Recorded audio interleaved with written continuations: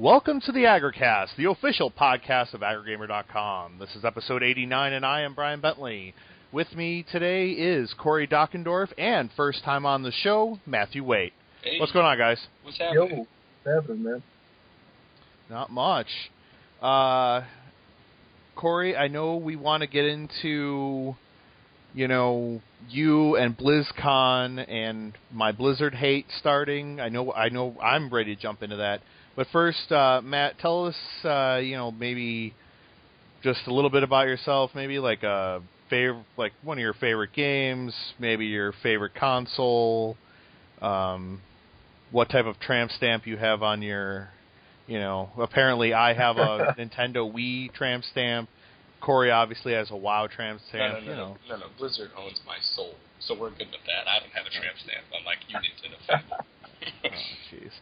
Anyway, Matt, throw down. What do you got? Well, I'm Matt Waitt. I'm 21. I live with my parents. I play WoW. Takes long walks on the beach. Like that beaches in Azeroth. Hey, that's all right. As long as Ghostcrawler's there, I'm okay.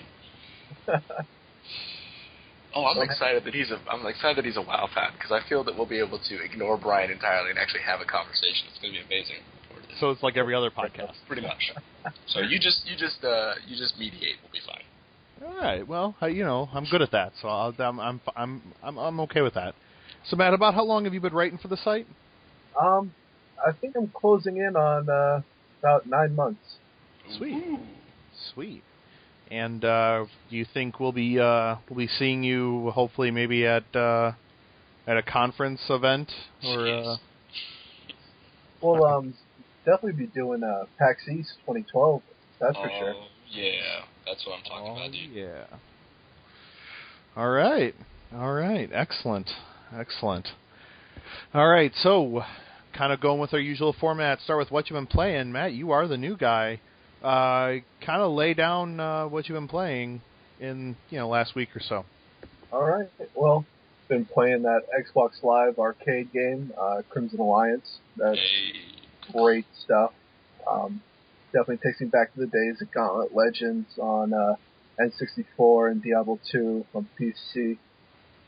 Been playing a lot of World of Warcraft, of course. Been raiding with my guild members. We're doing pretty well on Firelands. And yesterday just got Battlefield 3, and then that's going to consume my soul, I'm pretty sure. Probably. What platform? Xbox. Aha. All right. Well, since Corey, we're still holding off on you. Me, like I was telling, I don't remember if I said it during the show or before we started. I got my new computer finally. Hey. And I also got Dell to give me $100 back. Hey. So, that was pretty good. So we're actually recording on it now. It's ridiculously fast. It blows my mind. And it works? Wow. Yeah, it works in everything.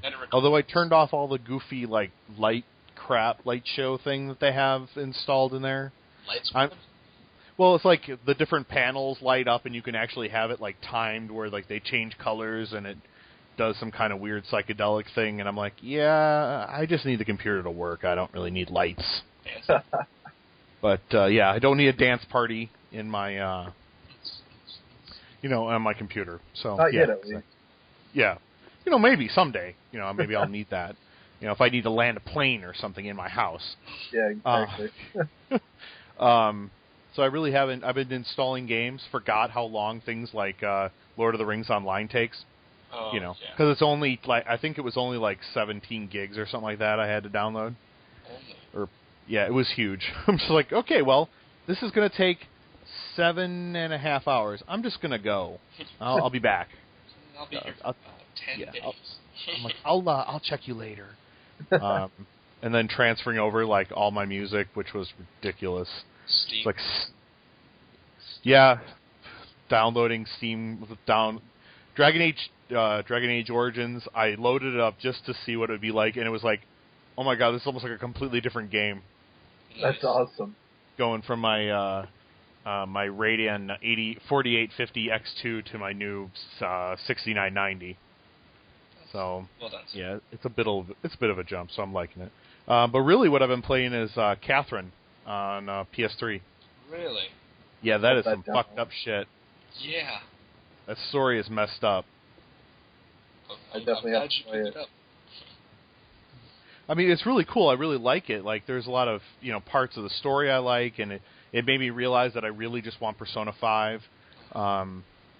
And so I'm loving that part. The block thing, I end up pissed off most of the time. The actual puzzle platforming. Just because I'm telling it to do things, and sometimes I do it, and sometimes my character just sort of goes, nah, I think I'm going to go jump off this edge. Yeah, same here. Now, Matt, did you end up playing it? I only played the demo on Xbox, but I loved it. Like, I'm actually kind of worried. Like, I'm glad I'm not playing it on Xbox because that D-pad sucks my nuts. Oh, and I prefer the D-pad on the PS3, and I'm still having gameplay control trouble. But I'm almost to the end. The end, not the first end. The second end. Oh, nice. Yeah.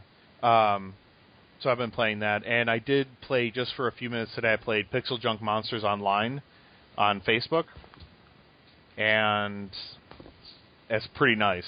I don't know if you guys like the original on PSN, but the Facebook version is very close to kind of what it's like in the PSN version, and except simpler controls, but you have it shows your neighbors and friends what they scored on those levels, so it's very addictive in that. Okay, I know what I did wrong this time. I can beat their score, damn it. So that's gonna suck up some of my time, but that's about it. That is about it. All right, well, wow, we are really moving along, man. That David guy, jeez, no wonder our podcast takes forever. I hope he's not listening. Yeah, he's not listening yet. He's the one that uploads it, so I'm totally sure this will go through fine. All right, I don't really have, like I was telling you guys before the show started, I don't really have a community spotlight for tonight. But I definitely will have something set up for next podcast. So, for the uninitiated, what's up? We'll let you slide this time. Well, you have to, otherwise I'll just press end call and then you're out. That's true. And Matt and I will talk about Blizzcon, which we weren't at. Yep. Wow. Yeah, that's right. Wow, we're going to talk about WoW. Yeah. Torn elite chieftain. Of course, as soon as we do that, everyone just stops listening to the podcast. Right. Yeah. Like, oh, Corey's gone. Yeah. Sorry, it's cool. Sorry. But in lieu of that, I do have a care, don't care. Matt, as you've been listening, you kind of have an idea of what's going on. Basically, we have 8 topics. We're gonna fire through them. We're going to alternate as who goes first, you or Corey, and basically just kind of give your gut reaction to what I throw out there. So, all right, sounds good. All right, Matt, you're our guest, so you go first. Do you lamb to the slaughter? That's right. All right, Matt, it starts with you. Care or don't care about optional bosses in games, like Ozma from Final Fantasy IX, or Emerald or Ruby Weapon in Final Fantasy VII, that sort of thing. Care. I love that kind of stuff. As long as they're harder than the final boss, then yeah, I'm all for it. I love that stuff without a doubt. Very nice. Corey, over to you. Totally care, because I'm all about more content, and stuff that you don't see the first time around is just that much more fun when you go for a second playthrough. So if there's an extra boss, I'm all for it. So more content is key, and extra bosses equal more content. That's math, folks. That's awesome. And that's math. You even got your math skills out tonight. I did, man. I'm whipping it out. Hold on. Oh, I don't want to see you whip it out. Jeez. Thank God this isn't video. Just let it happen. Just let it happen. It's so small. Look at it. This is going downhill fast. And the class just went away. I know, yep. Right? We thought you guys were talking about WoW, not Corey's junk. Funny enough, no one ever says wow for that. What's up? But over to me, it's definitely care. I love those sort of things. I love going out and hunting down, like an optional, especially like Final Fantasy IX. Like I remember, I was getting towards the end, and I'm like, all right, I haven't found Ozma yet, and it took me a while to find it because you have to get a random encounter out on the plains, and it was just like that minute that it happened, and all of a sudden, pow, there he was. It was like, oh, yeah, let's get this on. It was like a 30-minute. It was like this huge, long 30-minute battle of like me just sitting there trying to defeat him. It was fantastic. It's like those are the things I remember more so than necessarily sometimes even the end boss themselves. So yeah, it's definitely something I love. All right, Corey, you start us off on the second one. The announcement of Grand Theft Auto 5. Care, don't care. Don't care. And you know why? Because it's the 5th one in the series. We don't have enough information about it. People are speculating off of the logo. Until we get some more solid info from Rockstar Games, I don't care. Until they're like, oh, by the way, it's Grand Theft Auto in, Munich, Germany or something like that. I'm going to be like, all right, cool, let's play this game. I'm ready. Let's go bang some hookers and shoot some people. Yeah. But until then, I don't care. It's all speculation at this point. I'll wait. All right. Matthew, over to you. Don't care. Bringing out the haterade on this. I've always hated Grand Theft Auto. I'm sorry, guys. Even the first one? Never played the first two. Oh, first one's awesome. You can download it on your phone now. It's so old. I'm just saying. Oh. Yeah. Go ahead. That's all right, though. It's okay. I agree with that. It's meh. Plus, yeah, my friends flooded the market with me on that one all the time. Oh, let's go play Grand Theft Auto. It's just like, Yeah, and that always makes it the worst. When your friends are really, doing that, you're like, I really don't care now. Yep. Yeah, exactly. It's kind of how I felt like with Halo. There's so many people are in my face about, oh my god, how come you're not playing Halo? So, and I played Reach. It was fine. So but why aren't you playing Halo? I'm not playing Halo because my Xbox got stolen. Oh, that's right.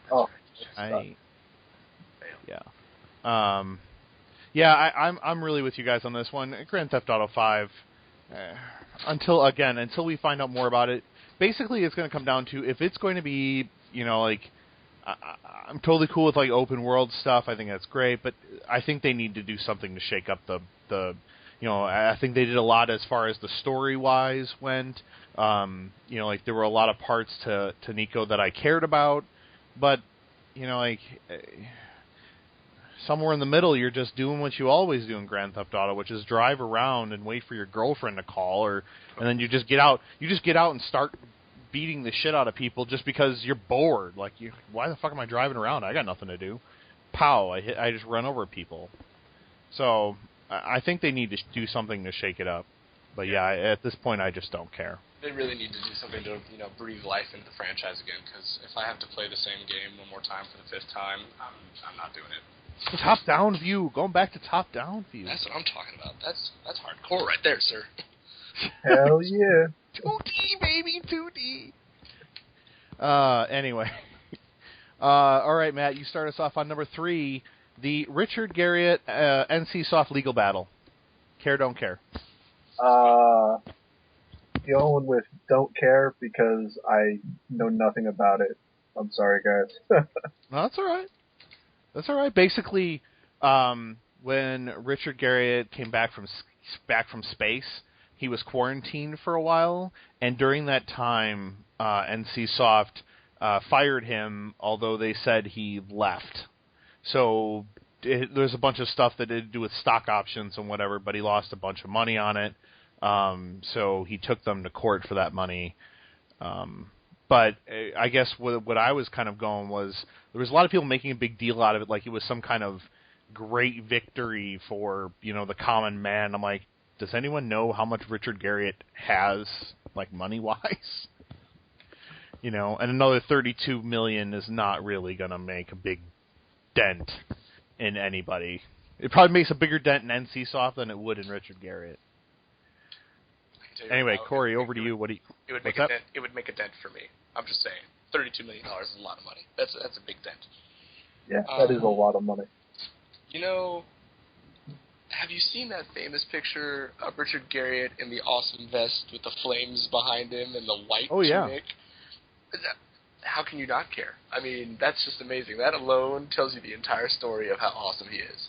I mean, the guy is he's the creator of Ultima, So, he's legendary. He's legendary, and I think that's what you're getting a lot of. So, generally, I think that I don't care because I think it got blown out of proportion. Congratulations to him that he got $32 million. Just, a drop in the bucket to him. The dude went to space. Seriously. So, good on Richard Garriott. I was always a big Ultima fan, so I'm excited about that. And amen. Right on, Richard Garriott. Enjoy your money. Remember I said that and kick down next time you see me. So. You're like, I like drop down, the economics, Yeah. I like that. No, yeah, I definitely don't care in the fact that, like you said, everything was really blown out of proportion. The only thing I do care about is that, if you're in a situation that you have no, you have no way of changing, say a woman on maternity leave, or in his case, being quarantined, by the government, these are, things that are uncontrollable, and people should not be fired for those things. Right. Getting disabled, these things. As far as that is concerned, I mean, no one should end up in a situation like that where they're fired because of, either discrimination due to disability or whatever. So in that case, I do care. But, really, so many people made such a big deal out of this that I really have no idea why. It just got blown out of proportion. But I would love to be fired because I went to space. Oh, hell yeah. That's awesome. Yeah. That's stuff of legend right there. So, he's got a rough life. We all know this.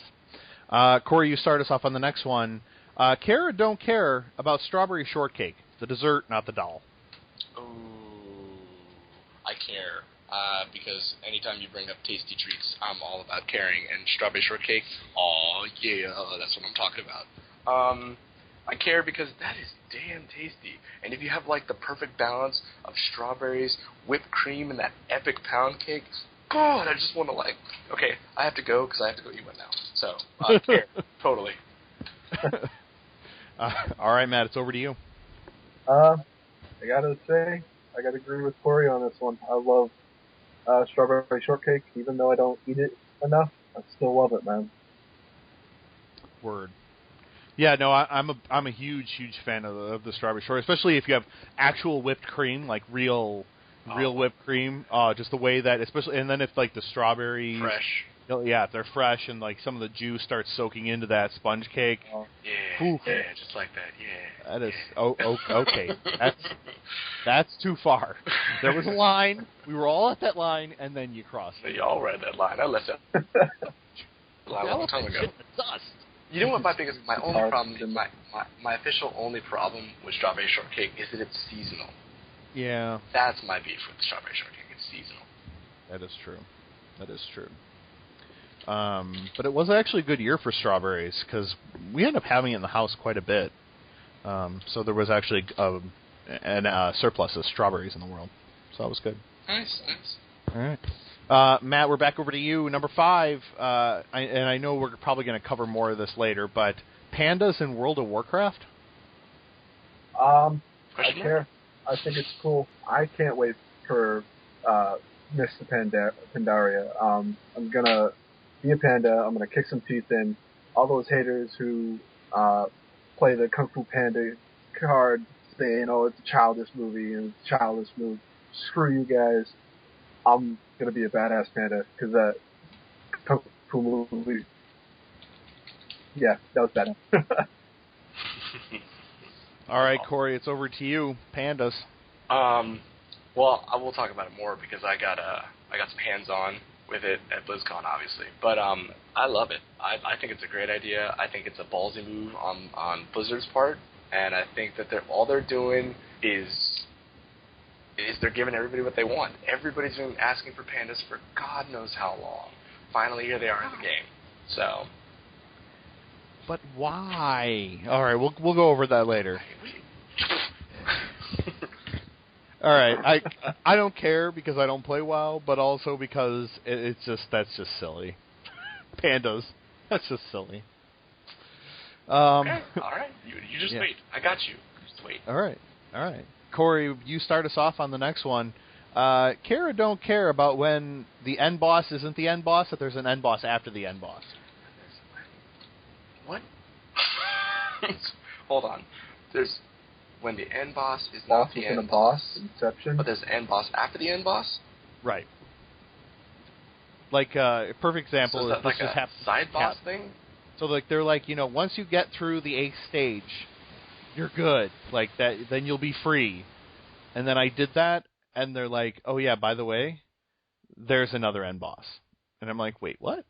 So now I have to go through a whole nother section. And now you can't hear us? No, I can hear you. So you're okay. So there's an end boss after the end boss after the end. Okay. Yeah, that's just frustrating because that goes back to the whole discussion we'll have. AggroGamer callback right here. Where the game? When does the game end? Why is there a boss after the boss? Like, can't I just have one target? Like, this is Big Bad, this is the end of the guy, this is the end of the game, whoop, you killed him. Rather than, surprise, haha, bet you didn't know it was the evil queen of Snow White, type deal. I'd rather just have one guy and be done with him. Yeah, if I want sub-bosses beforehand, that's cool, but let me know that I'm leading up to the final guy. Don't give me the final guy and be like, haha, here's one more. So, yeah, I don't care. I don't care about bosses. Too many bosses, not much fun. All right. Matt, over to you. Sorry, what was the question again? We're talking about the end boss. So, like, you get to what you thought was the end boss, and then all of a sudden there's another end boss. Oh, I don't care for that. I hate it so much. I work my ass off to beat the end boss, and just go, surprise! Like, oh, come on, guys. It's like trolling, That's exactly what it is. End bosses are YouTube trolling. That's what that is. Big time. Maybe it's, and I was actually trying to think about this when I wrote this down, and I was starting to think about, like, maybe this is a Japanese thing, because it does seem to happen more in Japanese games than it does in an American-style game. Think even going back, like, beating Ganon 9 times out of 10 doesn't mean the end of the game, when you're playing Zelda. Usually there's another one. Yeah. Or 5 versions of him you have to beat. Like in Twilight Princess, there was 4 versions. Oh, wow.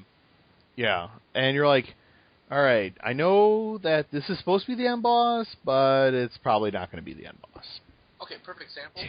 Let's go old school and discuss Super Mario Brothers. There is no end boss after Bowser. You kill Bowser, you win the freaking game. So, yeah. I mean, that's my whole point of view. Yeah, no, I agree. I mean, it drives me crazy to know, to the end. Especially when I thought I was going to finish Catherine and be able to send it back to GameFly and get a new game, and I'm like, fuck, now I have to be whole nother group of levels, and so I can actually win. And then there's a trophy for seeing all the endings. Yeah, fuck that. I'm just going to finish it and be done.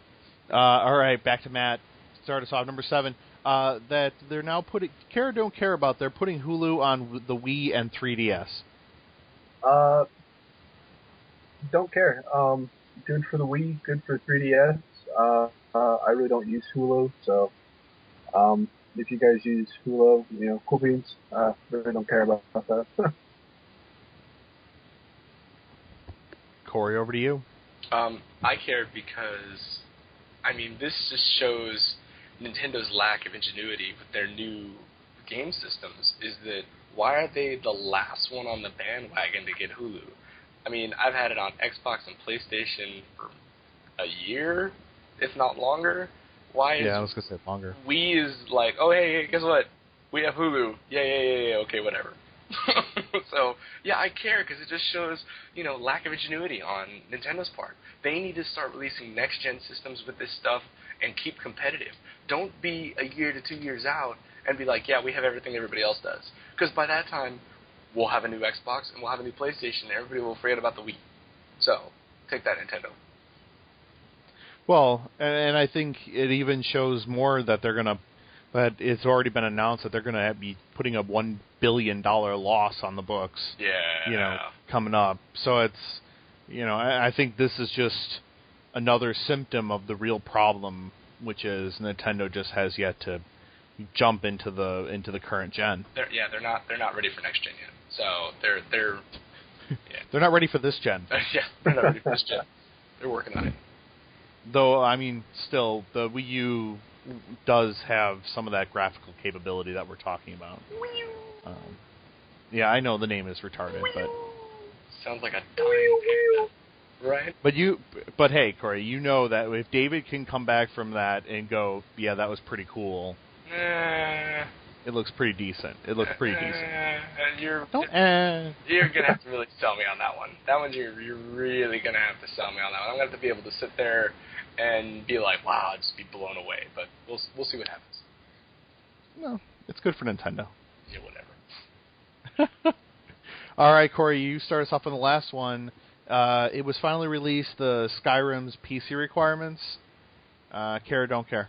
Oh, dude, I care, because I will now sculpt my system to be the baddest system to accommodate to Skyrim. I mean, it's just the same way with Battlefield, because anybody who's got Battlefield 3 on a PC understands that they need to get all their drivers in order, they need to get all their latest and greatest hardware updated, and motherboards and video cards and soundboards and everything else to make sure that they're running and ready for next-gen games. And Skyrim is going to be one of those next-gen games that you're going to be able to plug in your hardware, be ready to go, and for the next year, you should pretty much be able to play anything.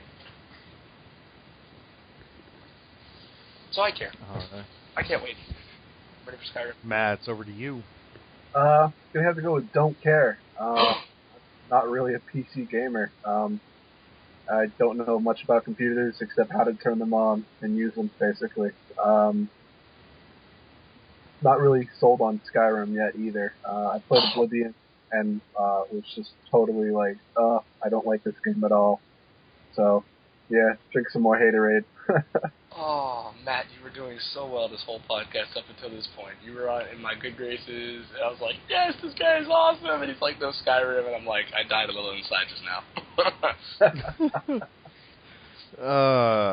No, I only care because I'm really glad I got a new computer, because it says recommended PC recommendation, a video card, like the lowest Radeon 4890 or better, which is higher than the card I have in my old PC. So I would not have made recommended PC recommendation, meaning I probably would have had to play on low. Ew. I'm just saying, ew. Right. So that is the end of Care Don't Care. So I guess we'll move on to our main topic. Yeah, just suck it up. All right. Corey, you went to BlizzCon 2011. Yes, I did. We don't know why either. So tell us, you get there, what do you see? Okay, so walk into BlizzCon 2011, and first off, it's probably the most epic line that I have ever seen. Well, let's start on, I got there on Friday. WoW Insider, ZAM Network, Gamebreaker TV, a whole bunch of these guys out there did a little after party, kind of like a pre-party for the BlizzCon. Guys know how to throw a serious party. I ran to Felicia Day, Robin Thorson, met all of them. Really nice people. Greg Street showed up. I mean, and for those who are WoW players, Greg Street is the lead system designer for World of Warcraft, and he's just nicest guy ever. And it was just cool. They had like a live podcast going on. They were doing games. It was just a lot of fun. So day one, that was Thursday night. Friday morning, head over to the con, walk in, and I see the most epic line that I've ever seen in my entire life. I swear to you, my friend, it was like pulling teeth just to get in that line and just get your ticket to get into BlizzCon. Got my ticket, doors open, and people just start rushing the main stage because they want to be there for that infamous opening ceremony. And that everybody wants to know what the next expansion is. Everybody wants to know what's coming out for StarCraft 2, and everybody wants to know about Diablo 3.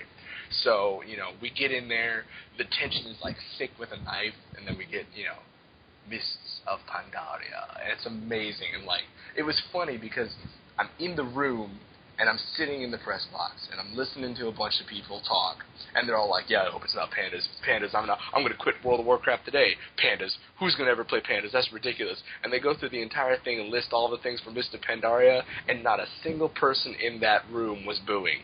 Everybody was on their feet, cheering, just clapping and excited, and the guys in front of me that were complaining were like, yeah, Pandas, woo! I was like, yeah, suck it. So I'd have been like, this fucking sucks. It was amazing. Honestly, there's not a convention like it. The entire time that I spent there, you can really. It's not a convention to go to a convention. It's a convention for the fans. It's a convention for a social atmosphere. You meet everybody on your servers, who you play with on StarCraft, and ladder matches, and between the MLS games of StarCraft, which were phenomenal, by the way, and there's so much to do. You can't do everything. Between giveaways and prizes and getting all the news and being at all the panels, there's just no way to do it. I personally think they need to add on an extra day just because there's so much to do. Developers are really good. The Q&A sessions were awesome. Literally walking in and seeing that Blizzcon sign was just like, oh, here we go, let's go, Blizzcon, I'm here, let's go, game on. So what you're saying is it was a giant splooge fest for you? It was, man. It was from the minute that I got there, it was just incredible. Just absolutely astounding. So I was pretty happy about it. So what is I'm sure that there's more than just, hey, look, there's a panda and there's a new class. So kind of, what were some of the highlights for what will be released with this? So, major details. There's a new talent system in place. A lot of problems with Cataclysm were regarding the new talent system that they had just put in place. It basically gave you a lot of cookie-cutter builds. So when you were playing the game, you didn't necessarily have to spec out your talents because, hey, this power looked cool over this power, but you would honestly just go online, say, what is the best tanking build? And they would come up with all these options, and you would take that build and put it in there, and then you'd play it. And that was it. And this was the most optimal build of the time. I mean, there are ladders based off of who's running what build at what top tier that you can say, okay, well, I'm going to do that. And then you're optimized. So they changed the talent system. They've got this whole new thing where every 5 levels, you basically 15. get an option of, is it 15 levels? It's 15 levels? Yeah. So every 15 levels, you get 3 talents that you can pick from, but you can only have one of the 3 talents. Now, they're all pretty much balanced for that level, and when you pick one, the other 2 block out. So then 15 levels later, you get to pick another one. So this kind of gives you a little bit more dynamic that you can play around with these powers, and depending on what tier it is, one power is not greater than the other 2. It really comes down to what do you want to play. So that was very cool. So it's more about what your play style is, right? And rather than somebody saying, "Hey, well, you didn't take Thunderclap here when you should have taken Cleave here," type deal. So it was very cool how they kind of spread it out. They've added a couple new talents to certain classes like mages and rogues, and some of the stuff is very cool. Tanks are very reminiscent of the Warcraft 3 characters, so that was very cool. We got the pandas, the Pandaren race, which are just awesome. There's just no other word for them. Everything that you've ever wanted in a panda from Kung Fu Panda is in this game except for Jack Black. That's the only thing missing. They showed a little demo of okay, here's, we just want to show you what combat's like with the panda, and the panda steps out, and he's got 10 dudes around him, and it's that whole, chop sake flick coming out right now, so he jumps out, he's like, whoa, and he just loses it and starts, wailing on people, and I swear the last move that this panda does is the spinning bird kick from Street Fighter 2, and just knocks everybody down, and I was like, I'm done, I'm sold. You just put Street Fighter in my World of Warcraft, I'm good to go. We also got Pandaria, which is actually the new continent, which is a new starting continent, which a lot of people are excited about. That's actually larger than any of the continents. I mean, because in the last expansion we had what was called the Twilight Highlands, and Twilight Highlands is just huge. If you've ever played the game, it's just a trip to go from point A to point B. And all of the continents, the starting continent alone, the starting level, is like twice the size of Twilight Highlands. So there's going to be tons to explore. Another cool thing with the pandas is that pandas will not be limited to one faction, that you will actually go through till you're level 10, and when you do hit level 10, you will be presented with the option to be Alliance or Horde. So that was very cool. So you get one race that you can be one or the other faction. And the storyline that you play for the first 10 levels is very reminiscent of that, and gives you actually feel like what you decide is going to have some sort of impact on the world, which is very cool. Wow. We got the new monk class, and monks in any game are always awesome. Everybody always wants a monk. I think that every single RPG/MMO out there needs to have a monk class, and finally World of Warcraft's getting one. Level cap obviously goes to 90. That's no biggie there. Just 5 more levels. We get dungeon challenge modes and PvE scenarios. We'll go over those in a little bit. But then you also get the pet battle system, which, Brian, as soon as they started talking about this, I thought about you. It's Pokemon. It's Pokemon. But you're going to like this. So check this out. So you can actually all the pets that you spend the entire WoW game collecting and whatever, there's like websites dedicated to it. You get yourself a little pet. You're able to level this pet up. You're able to jump in a queue and fight other people and their pets. But it's not like standard World of Warcraft hit 1, 2, 3, 4 and hit rotations. It's turn-based. So you have turn-based combat with these pets that you get to level up. So basically you spend your whole life now, gotta catch them all. You can make teams of like 3 pets at a time to fight 3 pets of another side, and you go out and look for quote-unquote masters out in the world, and these guys, you can battle them and get special powers from them. So I was like, wow, that's amazing. That's the smartest thing I've ever seen. They're like, hey, you know what? You ever play Pokemon? Bam, it's in WoW. What now? So I think that pretty much covers about, briefly, there's a lot coming out in this expansion between raids, PvP, professions, instances, challenge modes, PvE scenarios. It's as they always say, it's casual gaming for the hardcore now. It's one of those, they're giving you all of this content that you don't necessarily just have to raid now. And they kind of got that from Cataclysm that, people got burnt out because you weren't raiding towards the end. And if you weren't raiding, there really wasn't anything else to do. And World of Warcraft is now implementing more things, more options for you to do, which is just amazing. And it's really, and also the starting area, beautiful, most beautiful. You mean the artwork isn't all from 6 years ago? No, it's all updated systems. They're working on rebuilding the entire WoW engine from the ground up. So it's all just like updated, and it's gorgeous. It is gorgeous. I can't wait to play it on my computer. I really can't. So Matt, just from what you've read and what you've seen so far, like what is kind of from this expansion is some of the most exciting parts for you? Definitely the challenge mode for dungeons. I get OCD sometimes with things like that, and this is right up my alley. I cannot wait for that. What else? Obviously playing as the freaking panda. Yeah. Oh, sadness. Sad panda. Awesome. I always just love exploring new things in World of Warcraft. I got my Lore Master title and stuff. I love doing stuff like that. So, and the new talent system, that's going to be epic.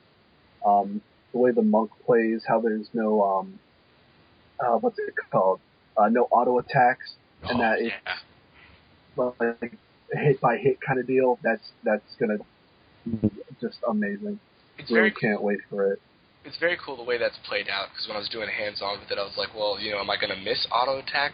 You don't necessarily miss it, but it's cool because you actually feel like when you want him to punch something, he will punch it, rather than hitting auto click and just waiting. Oh, that is awesome. Oh, so cool. All right.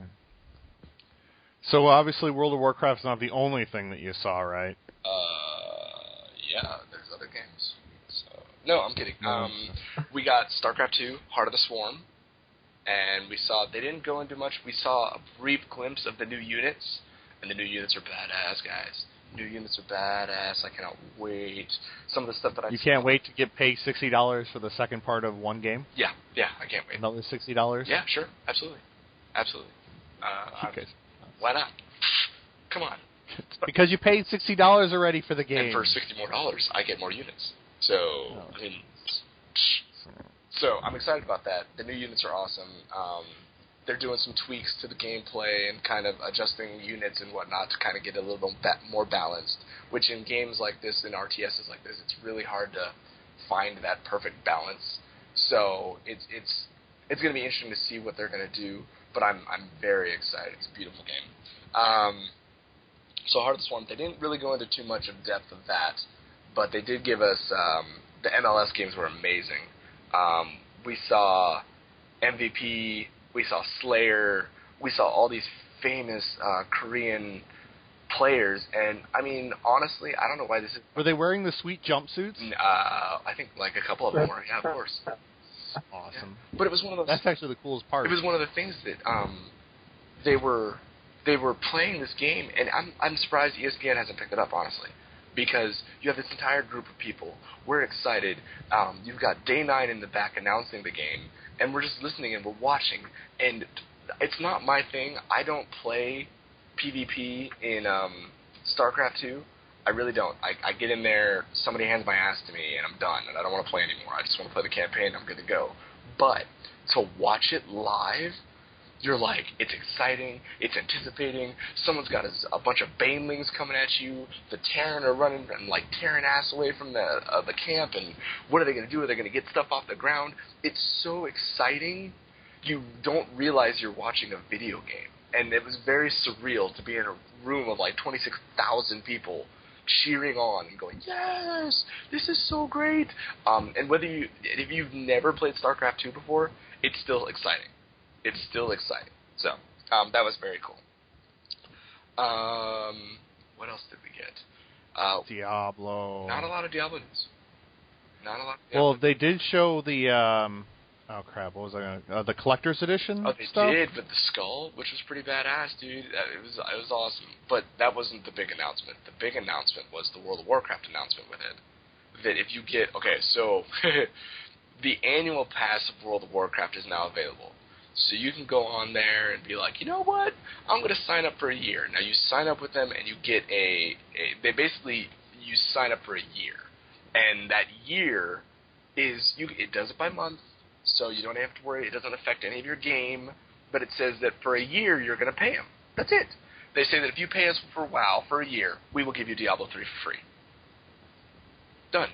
You get a digital download the first day that it's out. You get it. Not only do you get it the minute that comes out, you also get beta access directly into the next World of Warcraft expansion as soon as it goes live. And you get a Tyrael's Charger from, a mount in World of Warcraft that looks just like Tyrael. So I'm like, there's enough free swag there, and for a guy like me who's going to pay for the 12 months and play it anyways, it's win-win. It's win-win. Hell yeah. Are you going to do it, Matt, or did you sign up for the annual pass already?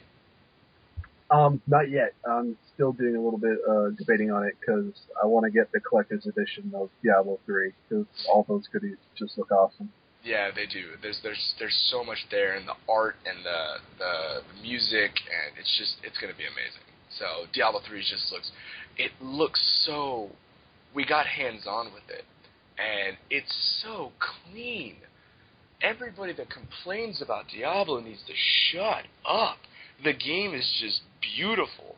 I sat there, I probably spent about 2 hours with my hands on it, and I want it now. I'm ready to play it. It brought back all the nostalgic feelings of playing the original one. And keep an eye out here on everybody who's listening to AggroGamer, because we will be having some Diablo 3 beta keys to give away here soon. Gimme. You guys, the listeners, not you guys. Oh!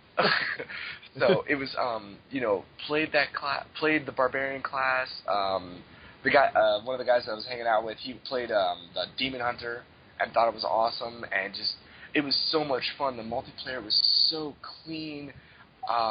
It's a beautiful game. Everybody who says it's not dark and gritty has obviously not played it, because it's very pays homage to the original.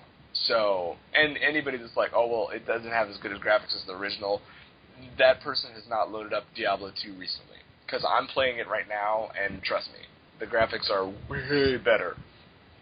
But yeah, it's amazing, and I can't wait for it. I'm looking forward to it. Give it to me now. Want one. Did they show or let you see anything with the whole auction house? The auction house stuff. They didn't give us much of the options with the auction house. They went into a little bit of detail about it, not much. They're being, like I said, I thought. Yeah, they seem to be pretty hush hush about it. I thought it was going to be a really big Diablo 3 fest. Like that's all they were going to talk about, and surprisingly, it was the least talked about game there, which was really interesting. So I don't know if they're just waiting to do a big announcement, or if maybe it's a little bit farther along than they were expecting. I don't know. Yeah. I was ready for it after playing it for like 2 hours. I was like, okay, I'm good. I'll take this now, please. Yeah, that is one thing I started wondering. It was like there was all this information about it to start with, and then all of a sudden the information started coming till it was just until it was just like dripping. Yep. And it was like, maybe they kind of went back and said, okay, maybe we need to take another pass at this. Oh, yeah. Because all of a sudden, it was like, all of a sudden the information just dried up on it. It was very quiet very quickly, and even the con, it was just like, wow, there's really not much to talk about. And I was expecting them to go, their Q&A sessions were great, because they were like, and then one thing that they said that I thought was probably key was everybody who's complaining about the beta, that it's not hard, they said, that's because you guys are playing the beta on normal. You haven't seen Nightmare. You haven't seen Hell. They said, this stuff is going to be hard as all get out. It's going to suck. It's going to be difficult. It's going to be that top tier that you will be working for. They said that the whole point of normal is to get the casual gamer enthralled in the game. Once that happens, they said, if you're hardcore, you're going to blow through it in a couple hours. It's not that big of a deal. But when you start hitting the higher levels, which everybody's going to go for anyways, they said that's when it really starts to shine, that you start feeling, you're getting your ass handed to you. So They said, relax, you're only playing normal. When you get to the higher levels, the challenge will be there. Just hang on there. Awesome. I especially considering I've never ever played a Diablo game, I'm interested in at least trying it. Okay, then I'm not talking to you anymore. Matt, have you played Diablo? Yes, I started off with the first one, and then went straight on to the second one. Did you play the expansion? For the first one, yeah, that was pretty cool. Did you play the expansion for the second one with the druid and the assassin? Yeah, I love that. Yeah, that's what I'm talking about. That dude, Diablo is just one of those games that will live down in infamy for probably being that type of genre and being the best of the genre. So, without a doubt. I mean, I have yet to meet a dungeon crawler that I'm like, every dungeon crawler I play, and even Torchlight, I'm like, wow, this is like Diablo. Well, which is hilarious because considering Torchlight was done by the guys who basically made the first Diablo. Well, exactly, but it was one of those things like that's what that formula works, and as long as Blizzard keep on trucking with it, I'm going to keep playing it. So I'm very excited for it. We also got to see a cinematic for the Black Soul Stone, which was awesome in itself. It was so sick. It was just watching it on big screen in the full auditorium. I was like, wow, I just had my mind blown. Terrible. So did they talk at all about Titan? No. There were, although, and I will say this because probably people even on the floor didn't even recognize it, there were Titan employees walking across the floor. And here's how it was done. There are certain individuals that were walking around with jackets, and the jacket said Titan, and I think it said 4T at the bottom, and that was it. And that's all that was there. And that's 4T. No idea. No idea. So it was one of those things like, unless you knew what you were looking for, you would have never even noticed it. And they even said they're not going to talk about Titan. But they were out there. They were out there walking around and just, chatting people up. And I was like, oh, yeah, here it comes. Oh, and finally, which I thought was probably the most fun part of the whole convention, was Blizzard Dota. That thing was, it actually relates into StarCraft too. All the games that Defense of the Ancients, all the game that Defense of the Ancients was, with all your characters and running through and capturing and everything, they did a preview of it. It's updated models, it's updated areas, it's everything that every Dota player from back in the day wants. It's the updated version of Dota from Blizzard, and I'm very excited. They had this funny thing. They had like a little. I'll try and get it up on the website today. They had a little a video that was like red versus blue, when all that matters is ladder matches. And like they were basically pointing fun at Dota while at the same time saying, this is the game that you all want. Here it is. And it was just, the models are fantastic. I got a little bit of a taste of it, and I'm sold. If that comes to StarCraft 2 as an expansion, kick down. I'm ready. I'll pay $60 for it. Which will pay another $60. Yeah. Cool. Did I StarCraft 2, the only game that has ever cost $1,000. Hey, I've been playing for 6 years. If you break down the math, I'm almost at $1,000. So that's my money right there. So hey, just so you know, I bought the lifetime subscription to Lotro. That was $200. That's awesome. That game will be around for another year. Dude, first of all, Lotro actually has a huge base and very, very strong community. I had to quit when I was playing through the fire and the flames with my loot. Yeah, what now? Let's talk about geeky games. I'm just saying. Oh, God. So, what I wanted to know, because I was obviously there, so I was trying to absorb all this stuff. Matt, you were obviously... Did you watch the BlizzCon live ticket? No, I didn't, but I was scouring MMO Champion at WorldofWarcraft.com for just updates and stuff. Speaking of data, so what was your favorite part? What was your favorite announcement from the show? Like, what were you most excited about? Obviously, the new expansion. That was just Paradise? We need to get you into some StarCraft, and then obviously when Diablo 3 comes out, I think that we'll be doing some power runs with that one. But oh man. Well, you know what my favorite part of the show was? What was your favorite? When it was over. It's not my fault that you look like one of the pandas. Oh, sad panda, sad Brian. Saying I'm fat? Is that what you're saying? I never said that. Who said pandas were fat? They're very svelte. They just have a lot of fur. Why you mad, bro? Why you mad? Don't come foo me, bro. Don't come foo me. Yeah, it was a lot of fun. We actually went to the WoW, who was it? MMO Champion and ZAM Networks and everybody. They were holding another after party on Saturday, and a bunch of the developers showed up. And I met Greg Street, and I met Chris Metzen. And let me tell you, Chris Metzen and Greg Street are probably the coolest guys that I ever met in my life. They were absolutely very cordial, really dedicated to their fans, and you could really hear it in their voice. They were generally grateful. They were like, we could not do this without you guys. Thank you so much. I had probably a 20, 30-minute conversation with Chris Metzen about this, and, we were talking about back in the day of playing old Blizzard games like Rock and Roll Racing, Lost Vikings, Blackthorn, which is on Nintendo DS, by the way, if you haven't played it, where you can turn around and just shoot somebody in the face with a shotgun. Great game done by Blizzard. I hope that they add that in a new MMO somewhere, or like a new platform game. Make a new Blackthorn. I'm hear it here first. I would love a new Blackthorn made by Blizzard. Take that tomorrow. But they were very cool. They just, you could feel, even though we're thanking them and saying, hey, you guys are doing a great job with the game, you guys are amazing, they were saying the same thing to us, and like, we really appreciate you guys. We can't do this without the fans. So that they are doing this for the fans, and they're not just making shit up by the fly. They're like, we're doing this for you guys, and it's awesome. That is sweet. Hell yeah. Well, I mean, it's sweet for you WoW players. It was. Well, when you're a Diablo 3 player, I'll remember that. I'm just saying. You're just saying. All right. Anything else, Corey? I'm trying to think. There was so much. Any good swag? Oh yeah. So one of the things that came in the bags was a Tyrael statue, like a baby Tyrael statue, So this thing's probably about 9 inches in height, very well crafted, just absolutely very cool, very well done. Only at the show, obviously. Mega Bloks showed off their new line of World of Warcraft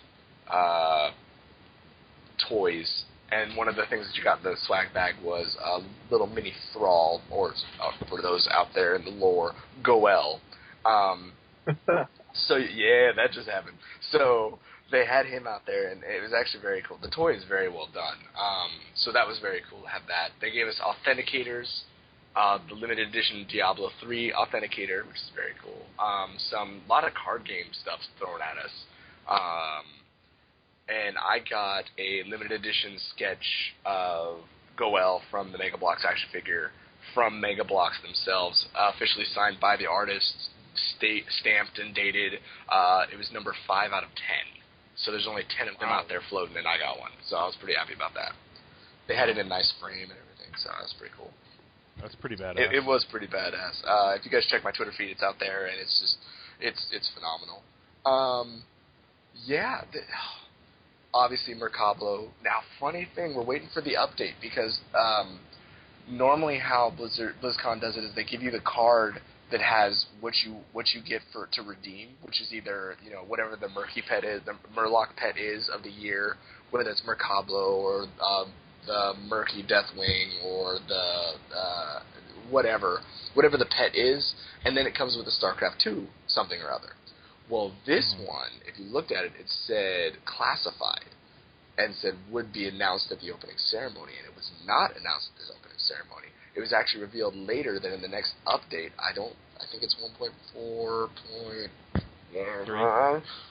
Yeah. So Niner? 1.4.1. I don't want to quote this wrong because the StarCraft guys will kill me.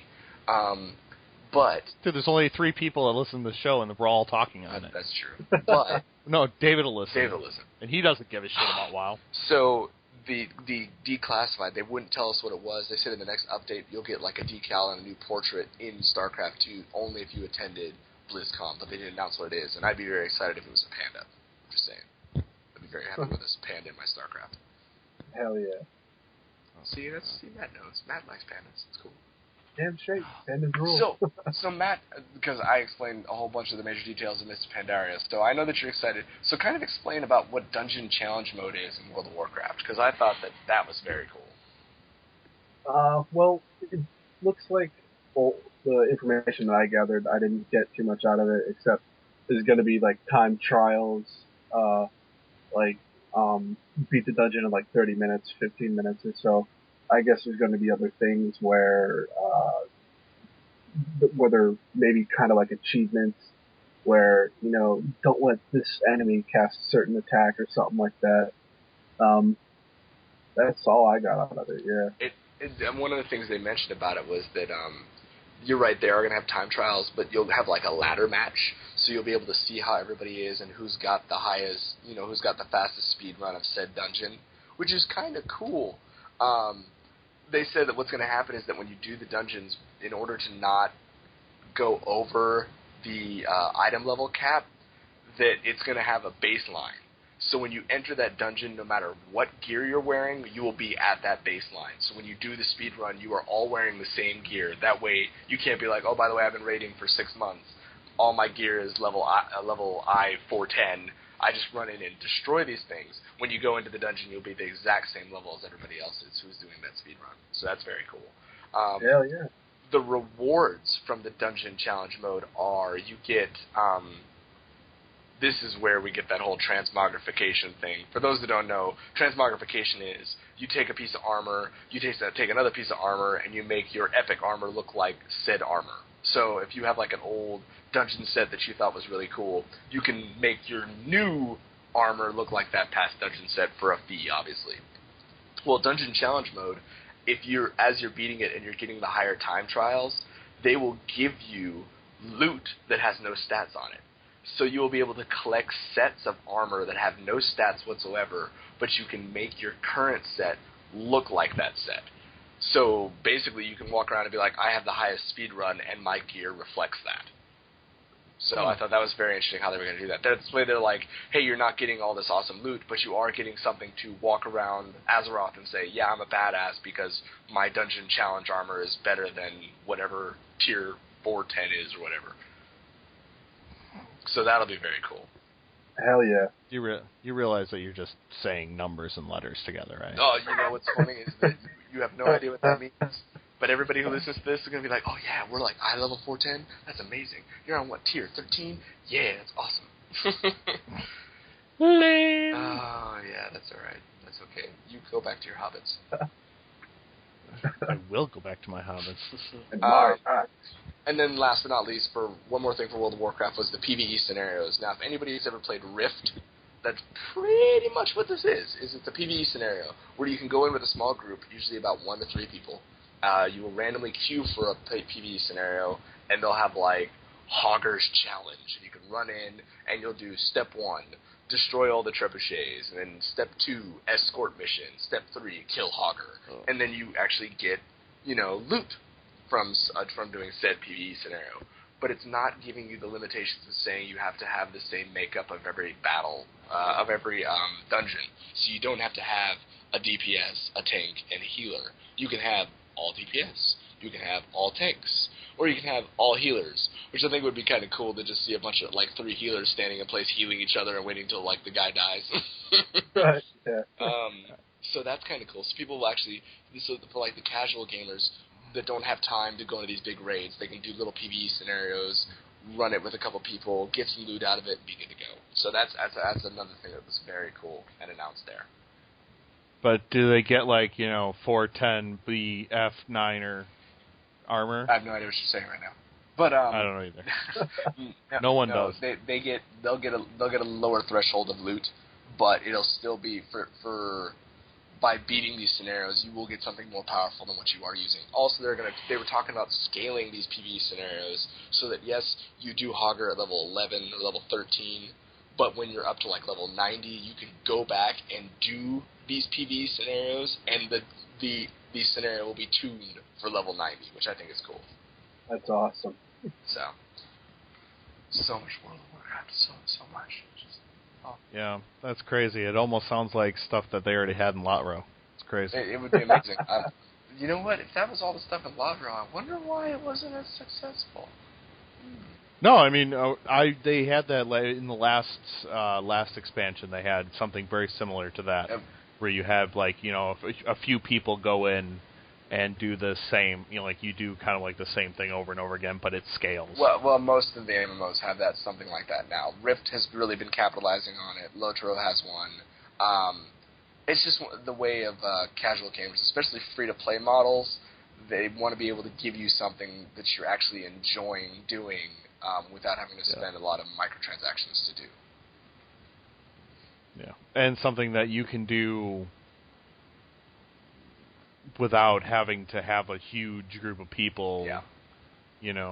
Because I belong to a guild or a kin in Lotro, but like we don't do a ton of raiding. We don't have like specific nights you have to show up and you have to have points and all this other bullshit. Sometimes you just want to get a couple people together and go do something fun.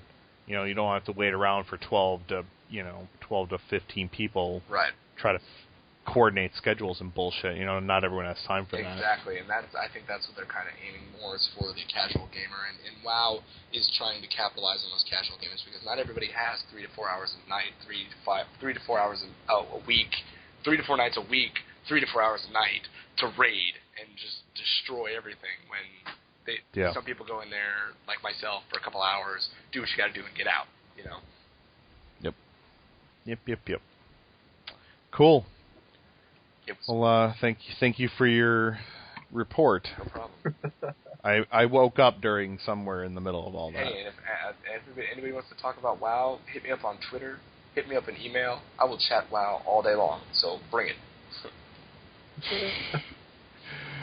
All right, so you can catch Corey on the Twitters and the Facebooking and the Pwned at Mythic Griffin. I just started following Matt, so I'm afraid I don't know your Twitter handle off the top of my head. Matt, give it to us. It's OvertKill773. All right, OvertKill773. And you can catch me, of course, as Quiglin. Thanks for being on the show today, Matt, and for putting up with, shitty internets and pandas.